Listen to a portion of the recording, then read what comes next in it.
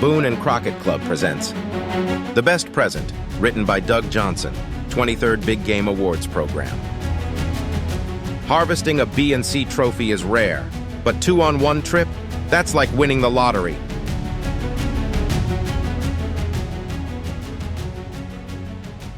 My dad and I boarded a plane in Portland, Oregon, on August 27th, headed for Dillingham, Alaska. This was the beginning of a 10-day hunting trip for moose and caribou in the Wood-Tikchik State Park. I graduated from Eastern Oregon State College in the spring of 1995. Instead of giving me a gift with only monetary value, my dad decided to give me a gift that would be loaded with memories. This gift was a self-guided hunting trip in Alaska. We agreed that I would hunt for caribou, and he would hunt for moose. This would be our first, but not the last, hunting trip to Alaska. In preparation for the trip, we had to buy a lot of reliable gear. This gear included just about everything you could think of that was waterproof, from the tent down to our apparel.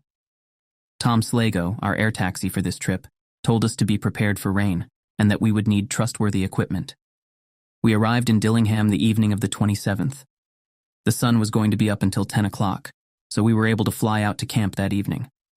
Our air taxi was Bay Air, owned and operated by Mr. and Mrs. Tom Slago. Tom used his beaver with floats to fly us in. After a short flight, he dropped us at a small lake with only a number for a name. We set up our tent and did the other necessary things that needed done around camp. There was nothing but lichen, moss, little patches of alders, rolling hills, and caribou within sight of our tent. This looked to be the makings of a great hunt. Moose season did not start until September 1st, so I would be going after caribou first. After getting all the camp chores finished, we decided to go for a look around. We had walked only 100 yards when we ran into 2 young bears that bolted after catching our scent.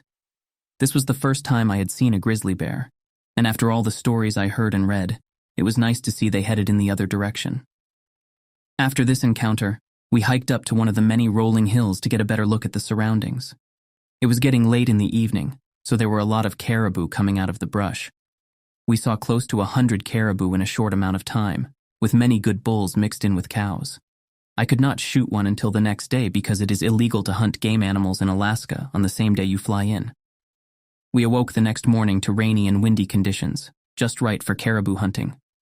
The wind blew away the pesky mosquitoes and gnats, allowing the caribou to stay out of the brush longer to feed. We left as the sun was coming up, and were only a couple hundred yards out of camp before we spotted the first band of caribou. There were a few bulls in the bunch, but nothing that impressed me. We continued hunting the rest of the morning, using our binoculars to find them, and a spotting scope to see if they were worth stalking. It was not until noon that I spotted the bull I wanted. There was only one problem. He was a mile away, and standing on the other side of a brushy swamp. We guessed where he was going, since caribou never seemed to stop moving, and took off to intercept him. When we dropped down into the swampy lake bottom, we quickly lost sight of the bull. It took us well over a half hour to cover 1 mile in the rough terrain, but we finally arrived at our destination. Dad and I could not locate the bull, so we started walking toward a little rise, thinking he had slipped behind it. We had taken no more than 10 steps when he came crashing out of the brush and through a creek not 50 yards away. The bull came out on the far side of the creek bed and made a fateful mistake by looking back.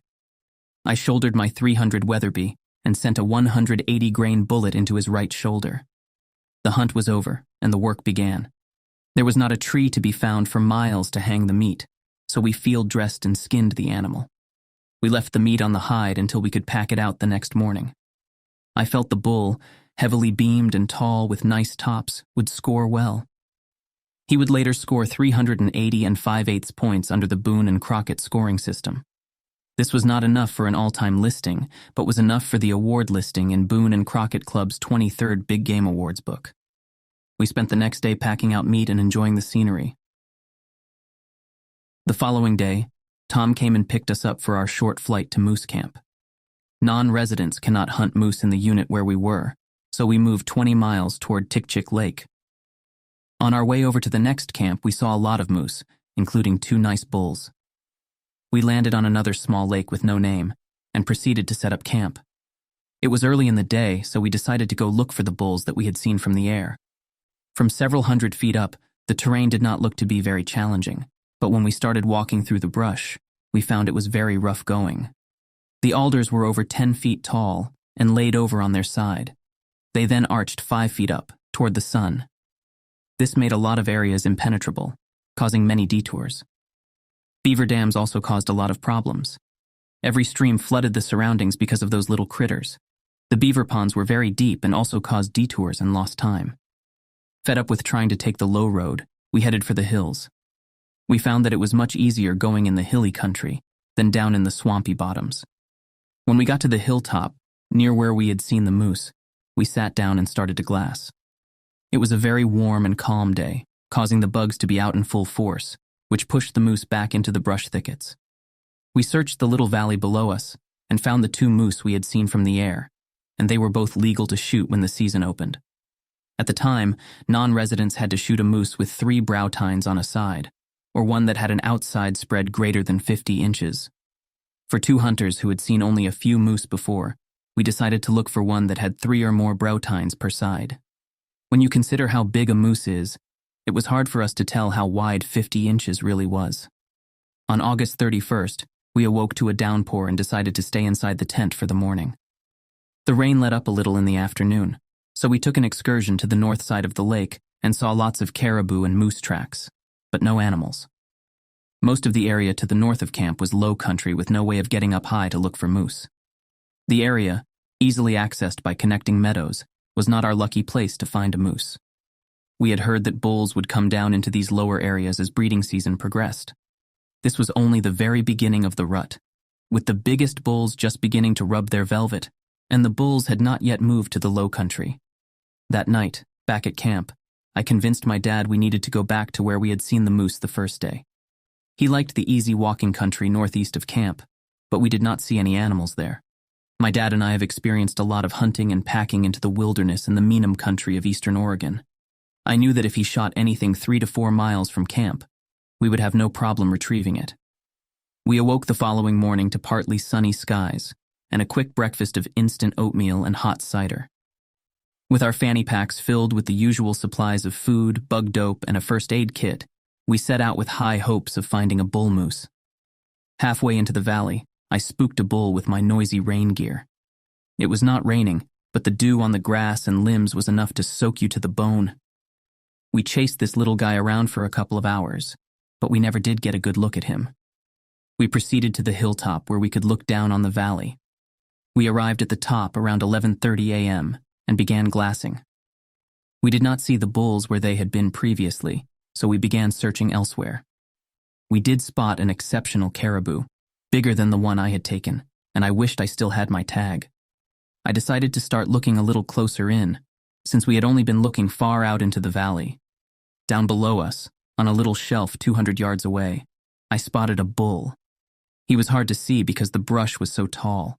His antlers looked huge. Neither of us had taken a moose before, and we did not know if the bull was legal. Dad readied his rifle while I looked for brow tines. I could not tell through my binoculars, so we retrieved the spotting scope from my fanny pack. The scope had fogged up due to the moisture and almost cost us Dad's bull. The bull did not know we were there, and kept nipping the tender new growth shoots off the alders. From our angle, I couldn't tell with my binoculars if he was legal. I needed a front view to be able to see his brow tines. About that time, he laid down in the big alder patch, and all I could see were the tops of his antlers. It was now a waiting game. While we were waiting, my dad had grown tired of the gnats that were biting at his skin and buzzing around his head, so he pulled out a stick of bug dope. He had just finished applying the repellent when the moose stood up and looked right at us. The air currents had carried the nasty smell of the bug dope right to him. This, however, gave me enough time to see that he had at least 4 brow tines on each side. As the bull turned to run, I told my dad to shoot. My dad's 7mm roared and the bull did not even flinch. He shot again and nothing happened. As he prepared to shoot a 3rd time, the bull stopped and looked back at us, allowing for 1 good shot. After the 3rd shot, he was off to the races again, acting as if nothing was wrong. After winding through the alders, he stopped in a group of trees, more than 300 yards away. The bull stopped and hung his head in a small patch of trees. With a final shot to the neck, the hunt was over. I scaled down the hill to find his trophy, while Dad stayed behind just in case the moose got back on his feet. After crossing a little stream and climbing up the other side, I located the patch of trees where we thought the bull would be. I approached with caution, but there was no need. There before me was the biggest game animal I had ever seen. What a magnificent animal. Dad quickly came down from the knoll to claim his trophy. We both stood in awe and wondered how in the heck we were going to butcher this giant.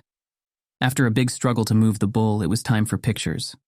Unfortunately, the camera jammed after the first photo. While setting up for the one picture, we realized how wide his antlers were. Stretching his rifle from the outside of one antler to the opposite side, the gun only made it a little over halfway. Using this as a gauge, we estimated that the bull had an outside spread of at least 72 inches. We thought this was big, but neither of us had any clue how big. Having good backpacks was a real bonus when we realized that we would be packing 600 pounds of boned-out meat on our backs. It ended up taking us 4 days to get everything back to our camp.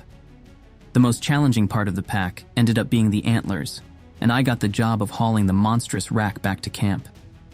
The easiest way would have been to split the skull between the antlers, but my dad did not want to risk voiding entry into the records book, if they scored well. All that water and brush got the last laugh. While covering the 4 miles back to camp, I bounced from one bush to the next, slipping and falling in frustration the whole way. Tom picked us up on September 6th, 1 day earlier than planned. This is when we really started to wonder how big my dad's bull was. Everyone who saw the rack stopped and asked questions. Many of the people we talked to said that it was the biggest bull they had ever seen in all their years living in Alaska. We put a tape measure on the rack and found it to be close to 78 inches wide. We promised that we would have the antlers scored when we got back to Oregon. When we arrived back home, I had the rack green scored. They scored 255 3/8 points. We still didn't know how big was big, so Dad had Buck Buckner score the rack after the necessary drying time. Buck taped the bull at 254 1/8 points. He called us the next day and said that it would rank approximately 3rd in the world if the score stood. Wow. What a moose for 2 guys who had only seen a few Alaska Yukon moose before this trip. My dad has since moved to Kodiak, Alaska, and took the antlers with him. They are now on display in the lobby at Kodiak Inn in Kodiak. More than anything, I will always cherish the memories and companionship I had with my dad on this trip. It was the best present I could have ever received for graduation. I will not look at this trip for the quality of trophies. They were a bonus we were able to take. Rather, I will always remember the good time we had together. While Doug's caribou is currently ranked at number 1074 in the all-time record book, John's Alaska Yukon moose is number 15 as of this recording in 2023.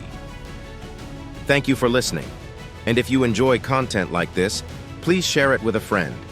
You can find even more stories here, or visit boone-crockett.org to see associated pictures and score charts. And as always, thank you for supporting the Boone and Crockett Club.